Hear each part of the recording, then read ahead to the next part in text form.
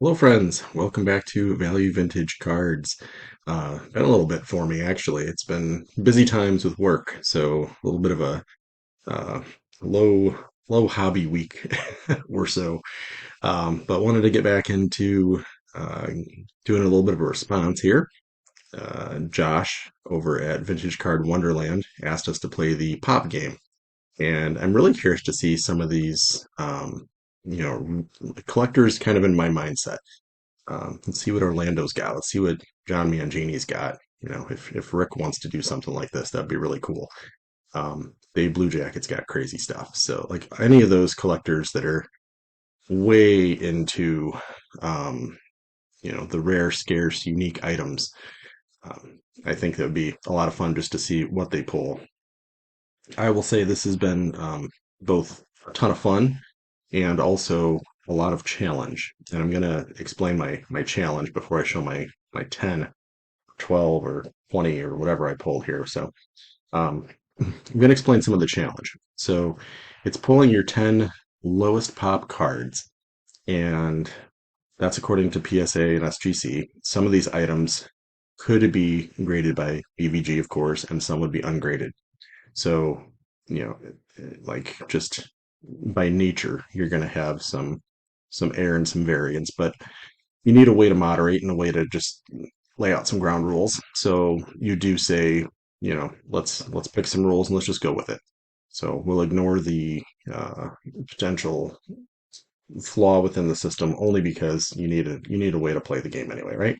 And it's all for fun. Um, he did say it could be pre-war or modern. So I will say I kind of picked some of my own rules.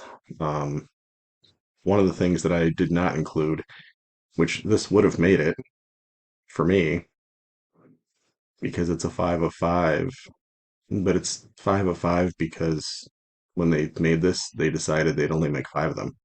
And there's probably one that's 10 of 10 and 25 of 25 and whatever else that are the exact same thing, just with a different color, maybe, or something. I don't know. I don't understand modern cards. So to me, I'm not going to count something like that where it's 5 of 5, even though a pop 5 is probably going to make my top 10 list. So I'm throwing Maddox out. There's another card that is a pop 4 um, that I could find. PSA SGC total graded. I have an ungraded version of it, and I've shown this card before. And I'm going to have to accuse people of being set registry focused because it's that. Um, I'm going to guess there's not 4 graded plus the one I'm holding, since I think I probably have like 46 of them. So there's a degree of what are we looking at when you get into modern cards. It makes my brain explode when I hear someone say there's only like 12 tens. Like there's literally probably 12 tens in the boxes around me that I will never find because I'm not going to go digging for 87 Donruss Mark Kubica. Good pitcher, but not how I'm going to spend my life. Um, Another one that I'm excluding, although this one's arguably legit, I'm excluding it for known grading company error, but I'm going to show it anyway because it's a good card. It's a 1922 American Caramel Company E122 George Sisler. That one could be legit on my list. I think PSA is graded 4, I want to say. SGC is graded 0, according to the Pop Report. Notice what I just said. SGC is graded 0, according to the Pop Report. Holding an SGC slab, graded. When I researched, I know I pulled the cert number and I found it was, I think they classified as like a 210 or something like that. So they just, somewhere in their systems, they clicked a wrong button and it's listed that way. So there's at least 5. Um, I'm not too sure, but I would say vintage folks, when you're looking at something, um, be extra cautious. Um, you need to be aware there could be a wrong button clicked. So if I said pop 4 and you look that up and you're like, look at PSA and C4, I mean, that's pretty crazy, right? So I just disqualified that because I don't know how many there are. that would probably hit the fringe of making my list of top 10 anyway. So I'm way into this video. I'm sorry, I'm 5 minutes in and I haven't even shown you anything. Um, Another one I didn't qualify because I couldn't find one graded, but I have seen sales that aren't this one. So I will show you this thing because it is super ridiculously awesome. So absolutely love this. 1936 Spencer shoes. These are like premiums. I think they have pins and then they have premiums. So obviously that's a classic, well-loved play ball kind of image of Jimmy. Another one, I think this is only a pop, let's say two or three. Um, I'm just not counting it because mine's not graded. So I don't know how many are out there ungraded. Maybe the ungraded's the way to do it, but it's a 1936 Post Grape Nuts Premium of Dizzy Dean. I know a few people have these. I can't recall if their version's graded or not, but super cool. And at the very least, it's very rare. I just don't know how rare since there's like two or three on the pop report. So I'm not sure where that falls. I do count those oversized items though, I will say too. So that maybe that's me bending some rules. When you say card, I count those as cards. Maybe they're memorabilia or items or something for other people, but I count them. So let's get cranking. Sorry, that's a lot of qualifications as to what the heck I'm doing today. So I just wanted to have some fun with some other stuff and have a little discussion, topical stuff. All right. So my number 10, I'm going to show you a three-way tie because I don't know who to show. So with these, I want to say all of them have a pop 7 between PSA and SGC. I'm not sure. I didn't write down the breakdown of these. Um, I had done the research before and I wrote them down and then I redid my list. So right now there's no list. So 3, pick whichever one you like best to be number 10 for me. Um, E122 Rogers Hornsby. That set is really tough. You centering people. If you don't like this one, go find one of the other 6. uh, yeah. If you're a pre-war scarce collector, you cannot be a centering person, unfortunately. You can prefer it, and you can go Golden Age and look at pops and stuff and get picky, but pop 7. So E122 Hornsby, if you want it, there's only 6 left because I'm not selling mine. Next one is also Pop 7, 1933, Uncle Jack's Candy. Absolutely enjoy that monster. So, Lefty Grove, decent condition. These are cool. Again, there's 7 of them. So, pretty neat item. Next one is a 1922 William Patterson. So, we're going up to the Canadian issues. Um, Rogers Hornsby. Also 7 of those guys. It's about like what I send in for grading. Sometimes I'll send things like this in because if there's 6 graded and you're holding an ungraded one, the population literally goes up by 16 and change percent when you send yours in. So it is scarce, rare, unique, super cool image. I love the Patterson set because you get images that are just not anywhere else. So I've got a couple of those. So any of those count as number 10. So Pop 7 is my number 10 place. Next one is a population of 6, 3 PSAs, 3 SGCs, and we're going to go same set. So we'll go back to back with the William Patterson 1822 Canadian issue, George Sisler. All of these were rough that were in the auction. I think, was it Rick? I think got the Ty Cobb, um, which I wish maybe if I had a better month, I would have been bidding against him. But um, it's been a while. That was probably either right before I got onto YouTube or just barely after. But where we're at now, I probably would have sent a text to a few people and said, "Hey, crazy rare opportunity out there. Are you in? Are you interested?" But as the network grows, it gets to be a little more fun. So that's a pop six. Next up, we have a population of five. This one has one graded with PSA and four at SGC. So I have the only PSA one. So that's kind of fun, right? So if you're a PSA only person, then I have the only one and you can't have it. So it's neat. 1927 Honey Boy. And it's canceled. You can tell it's canceled. You can see the little hole in it. Hole and the fact it's been destroyed by probably being next to an ice cream container or something. Um, probably see the hole better on the back. Maybe in person, it's such a thin item, and the hole. It's almost like there's just a little bit of whatever, like residue over it. Um, you can see the hole pretty well in the front. But neat item. And again, there's like five of them, so that's probably going to be, I mean, barring some oddball thing down the road.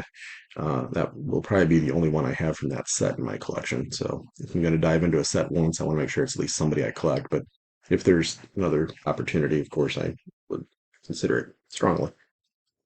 Next up is it's an REA find.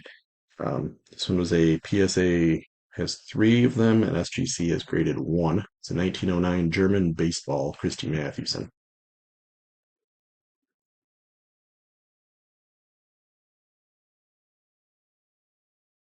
Super neat. It's a stamp. Um, I mean, any of these images are going to be not exactly like spot on, but I don't think that's terrible. I mean, some of them, some of them are completely off. They show Larry Doby as a, you know, white second baseman throwing righty or throwing lefty, I think it is. And it's, like M&P and company. Some of those are get completely crazy. Throwing with the wrong hand, different things. So I mean, the Mathewson's not bad on that one. I think that's it's pretty legit.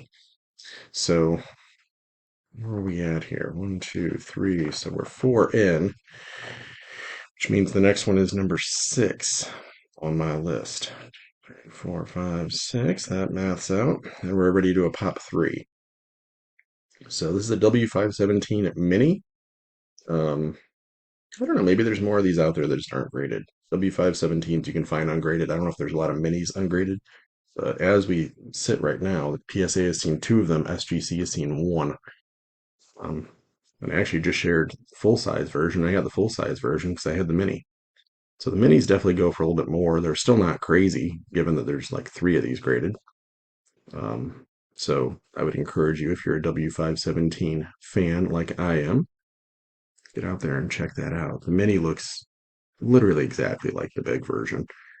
Um, so a lot of them are going to be authentic because of size and whatever, but I'm talking about even crazier. You've got like a full size and you get a mini, and then they're going to dock you and say it's authentic because the size, like it's mini. Maybe I wanted to make it extra mini. I don't know.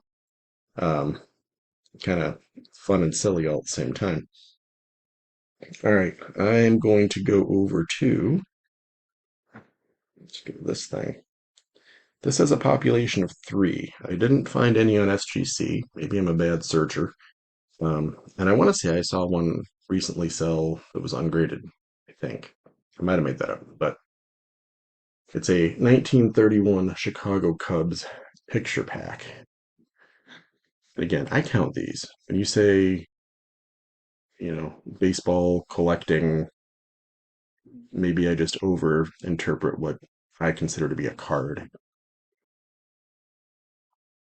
It's card like, it's hobby-ish. I don't know. I don't know where the line stops, but sorry, Cardinals fans. It's another Hornsby in a Cubs uniform. It's the Chicago Cubs picture pack. Um, as a Hornsby collector, when I saw that thing pop up, I actually messaged back and forth with the seller. He was selling it, not necessarily wanting to. It went for less than he paid, so I got what I will perceive to be a pretty good deal. We went back and forth, and he's like, "I'm just happy it's going to a collector. It's not going to somebody that's trying to flip it at a show or something. Like that's mine. I'm good. There's three of them graded. I think there's a two, a three, and a three and a half, and that's it. So there's, like I said, there might be some ungradeds out there. Um, If there are, maybe that's worth sending in so you can at least see the pop go from 3 to 5. Like, I don't think there's 70 of them, so no matter what, it's going to be on the scarce list. All right, let's jump into. I've got three that have a population of two in various ways.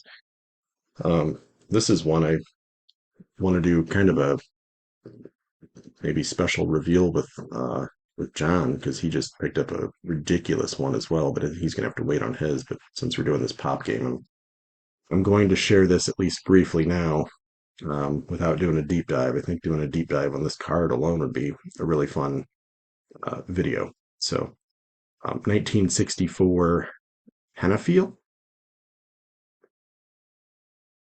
Correct me if I'm wrong on the pronunciation, but um, super tough set. I don't think any of the cards in that set. There's Ruth, there's Gehrig, there's DiMaggio, there's Hornsby, there's not sure who else. It's hard to even find them. I think they're still actually discovering who's in the set. There's been almost no sales. So the older sales of ungraded ones were going for like dozens of dollars.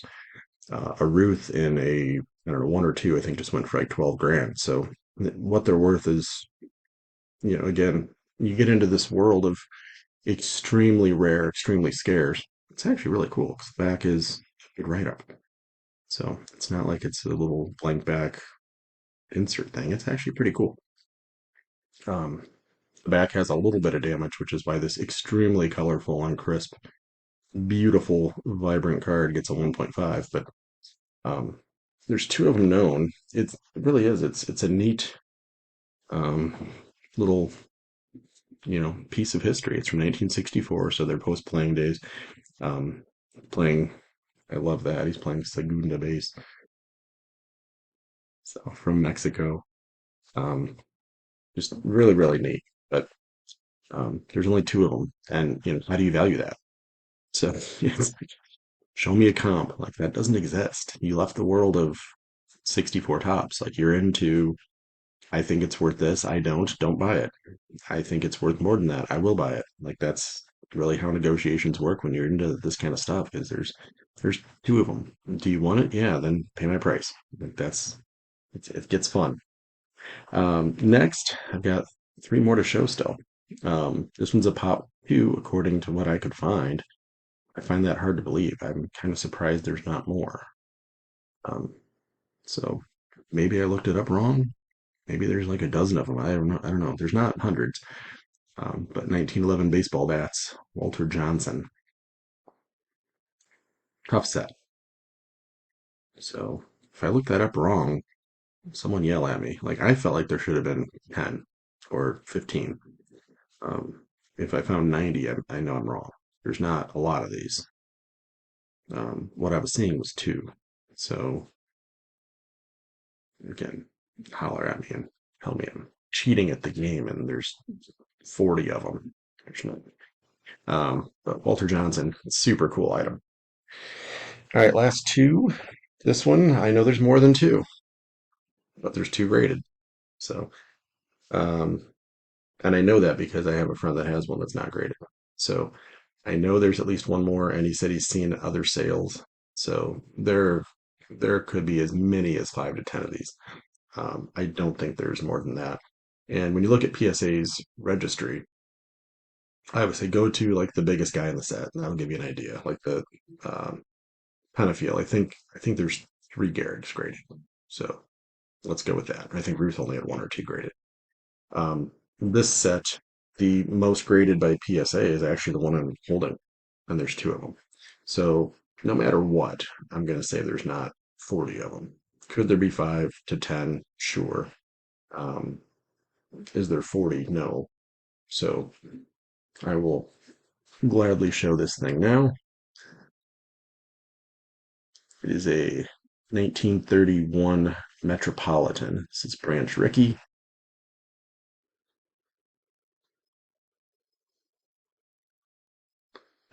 And this is, regardless of score, it's really about just showing things that we don't see every day.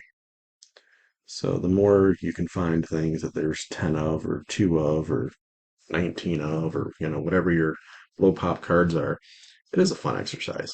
If there's 50 of them, that's still, golly, it was one per state. Like Prop 50 to me is really tough. This is 1931 Metropolitan Studios. So um, I think there's still a Jim Bottomley for sale on eBay. At least there was. I've been looking for Dizzy Dean. It's a Cardinals run, so Cardinals fans and collectors, get out there. If you can find the one that's graded, then go get it. All right, last one. It's my only one that I think I'm going to claim as a Pop 1. And again, they might not have labeled them all, really. So I can't 100% guarantee. There is 20 some of this card, maybe 20 or 21 graded total. So no matter what, the card itself is pretty gosh darn tough. Um, the other thing I didn't do is pull ones where I have like the only nine or the, one of four, four and higher or something like that. But this one I have absolutely shown on the channel. Um, it's it always pains me to show this because um, I know I was bidding on it against another member of the community, so I hope I never cause pain by showing this thing. It's a well-loved collectible in my collection, and being a Lefty Grove collector, I will absolutely hold on to this. But just to take a look, it's a W554 Robert M is Moses, Lefty Grove. What makes this a Pop 1 instead of a Pop 20 is on the back, it has a stamp. And the flip, the label, actually does say that it's that. So when you look this up and you look at the population, it will say there's one of them. I'm holding it, um, which is super neat. If you want it without the stamp, there's another, I think there's 19 or 20 graded between PSA and SGC. There's probably some ungraded because that set doesn't have everything graded for sure. Um, but I still have the question of, if it was early enough in, if it was the first, few years of PSA, there could be some that are slabbed, not marked. So um, I'm very skeptical of labels and registers and registries and all the stuff. But that's, man, I was thinking this would be a 10-minute video, and I went on for 5 minutes of why I'm not counting Mark Gubicza and Greg Maddux in my list. But hopefully it's fun. I think I shared probably 20 cards instead of 10. Um, but that gets me onto the registry. So anything from a Pop 1 to 7 is kind of where I fall. I think if you do my total score, I'll have to post in the comments. I actually didn't even add it up. I should be something just under 40. In fact, let me do the math here. All right, I was gonna feel like a joker if I didn't go ahead and just do the math. So, not counting my grape nuts and my Spencer shoes and my other Sisler, counting one of those Pop 7s at the end there, I'd be somewhere in the Pop 35 for my top 10. So, um, not bad. Let's see what other folks have. It's a really cool way to just pull and look, and you know, barring inaccuracies and whatever else, it's still just a fun exercise, and it's 10 cards that we don't look at every day. And what's really neat is it's really not like the 10 most expensive in your collection in most cases. So rare scarce has a different level of cool than just it's big bucks. So these, I don't think any of these fall in my top like 10 most expensive. They're just 10 amazingly cool, tough to find cards, and that's its own level of enjoyment and its own level of fun. So share away, especially the deep dive vintage collectors. Um, ignore the registry biases and all the other things, and share what you got. It's just fun to see. So catch up with y'all on the next one. That is my contribution to you, Mr. Josh. See ya.